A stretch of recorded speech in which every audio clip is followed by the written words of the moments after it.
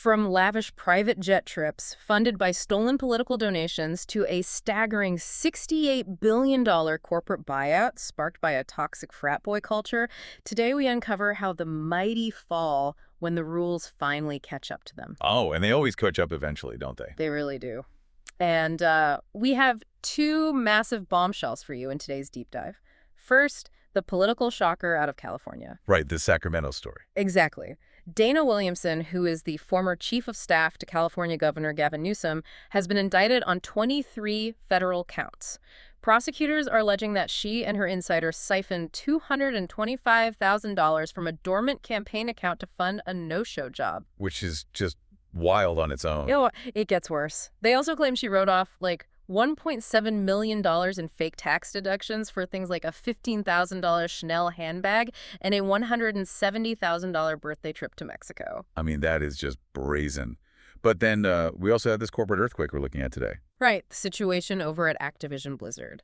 The video game giant faced a massive reckoning over a deeply toxic, male-dominated workplace. The fallout there was just absolute chaos. Yeah, it led to over $100 million in legal settlements. It sparked a historic employee unionization movement, and it ultimately paved the way for Microsoft to buy the company for $68.7 billion.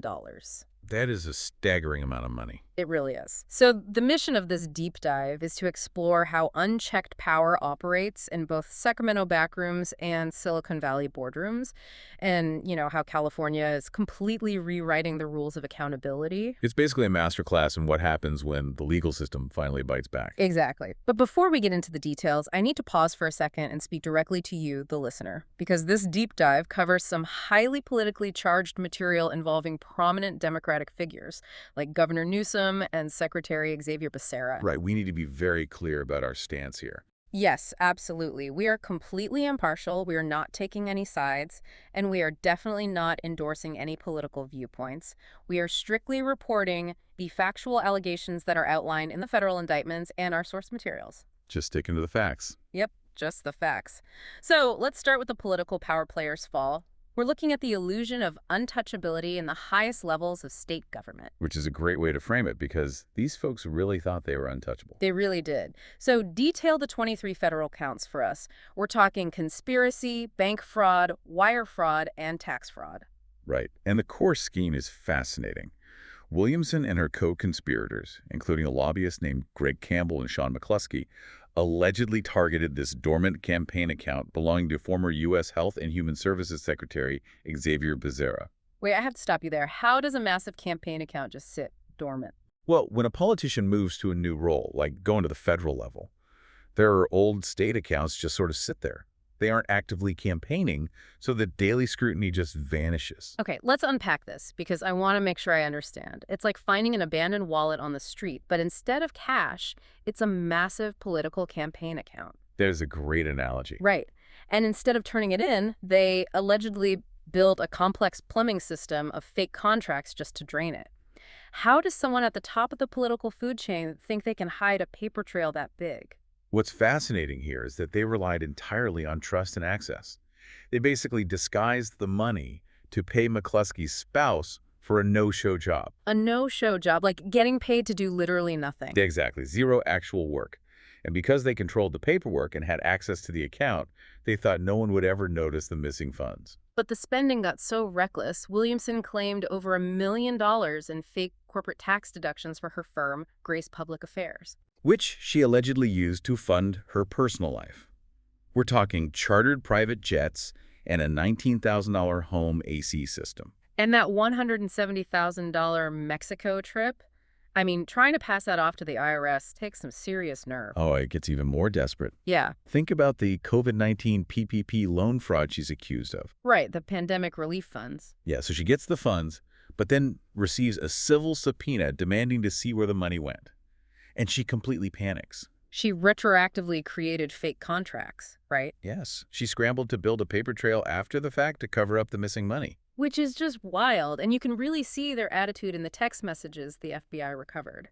When someone filed a public records request, Williamson and a co-conspirator literally texted, quote, F her, double F her. It perfectly captures their brazen attitude. They genuinely believe the rules did not apply to them. But that network of trust is completely falling apart now. Yeah. McCluskie and Campbell have already pleaded guilty, and they're cooperating with the FBI. Right, which completely isolates Williamson. What's fascinating here is how quickly those alliances shatter when the feds show up. Yeah, she pleaded not guilty and is out on a $500,000 bond right now. It just shows that this wasn't a simple accounting error. This was a multi-year, calculated diversion of funds that relied entirely on a network of insiders keeping their mouths shut. Exactly. And from political operatives exploiting campaign funds, let's transition over to corporate executives exploiting their workers. Because it's the exact same thing. It's what happens when leaders believe the standard rules do not apply to them. Absolutely. So let's talk about the 2021 California Civil Rights Department lawsuit against Activision Blizzard. It exposed this deeply toxic frat boy culture in a workforce that was, what, 80% male? 80% male, yes. And the specific behaviors in the lawsuit are just harrowing. I mean, male employees playing video games all day while delegating all their actual work to women? Not just that. You had alcohol-fueled cube crawls, rampant unequal pay, and just systemic harassment. It's sickening. And we have to mention the tragic suicide of a female employee during a corporate retreat. The human cost of this culture was just devastating. It really was. And when the lawsuit became public, leadership actually called the state's claims distorted. Here's where it gets really interesting, though. The employees didn't just quit, they organized. They fought back hard. Yeah, over 2,600 staff members signed an open letter and literally walked out. But I have to ask, how does a culture get this toxic without human resources or the board of directors stepping in before a massive lawsuit hits? If we connect this to the bigger picture, this was really the video game industry's long overdue Me Too moment. HR departments allegedly discouraged reporting entirely. So they were protecting the abusers. Exactly. They allowed the toxicity to fester.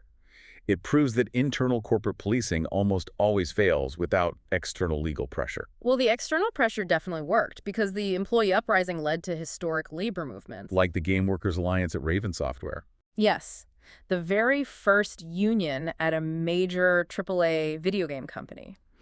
And it led to an absolute corporate bloodbath. 37 employees were fired or pushed out. And another 44 were formally disciplined. They even had to rename in-game characters.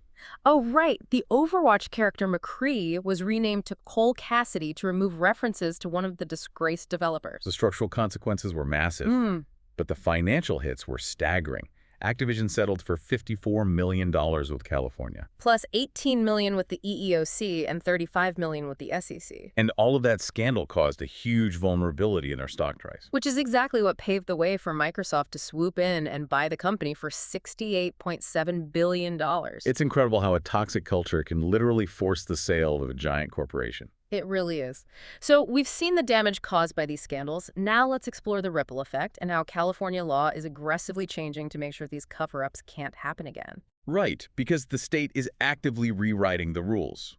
The Activision lawsuit actually tested California's new Senate Bill 973. What does that bill actually do? It forces companies with over 100 employees to report pay data segmented by gender and race.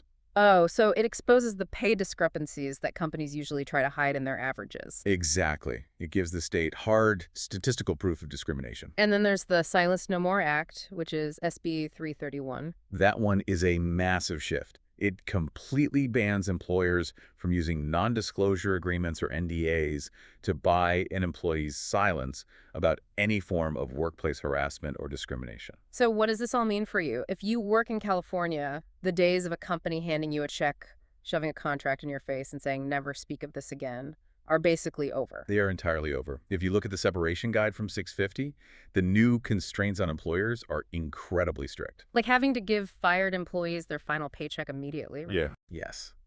And if they ask you to sign a severance agreement releasing your claims, you legally have 5 business days to consult an attorney. You can't be pressured into signing out your electric bill. This raises an important question, doesn't it? About the balance of power between workers and executives. It is a pretty shocking realization when you actually look at the math. Right. Laws like SB 331 imagine for a second that you have strip a away the savings secrecy that allowed both political and corporate abusers you to swore to thrive your for family, so long. hand over heart, The law is that this actively money was removing strictly the for fixing a tools leaking that roof. bad actors You said, use to silence if we don't victims. fix this roof, It's a whole new ballgame. the house is going to collapse. Well, we've covered a It's lot an of ground existential today. crisis We for the tracked house. Exactly. It's the Save the House Fund. $225,000 But then, in siphoned your car breaks political down, funds you spend a and little too toxic much on culture that groceries, you got triggered bills a piling up. $68 billion So what do? You corporate raid the roof buyout. fund. Not to mention the new You take that California money, law is pay off your designed to credit bring cards, real and tell your accountability family, to hey, both don't worry, public we'll and fix the private roof sectors. later. Exactly. But And in before this we wrap up, scenario, I want to leave you the with a roof is the final thought planet, to mull over. or at least Yeah, Maryland's because we climate see the goals. massive And the cars consequences a when massive people self-inflicted finally get caught, right? $1.5 But with billion NDAs now state restricted budget and dormant deficit. campaign completely accounts avoidable facing deficit, I tighter might add. federal scrutiny, Welcome to the deep dive. it makes you wonder what Today other we're exploring dormant a accounts or classic case toxic of corporate fiscal suites sleight of are hand coming operating in out the of shadows right Annapolis. now. Just We're looking looking at for the a brave Strategic Energy whistleblower or a Investment federal Fund subpoena to SAFE. finally bring them into the light. It's a It's huge definitely pot of something money to think about. meant to Thanks save for the joining us on this environment, deep dive, but it's and turning we'll into see a you next hidden time. task.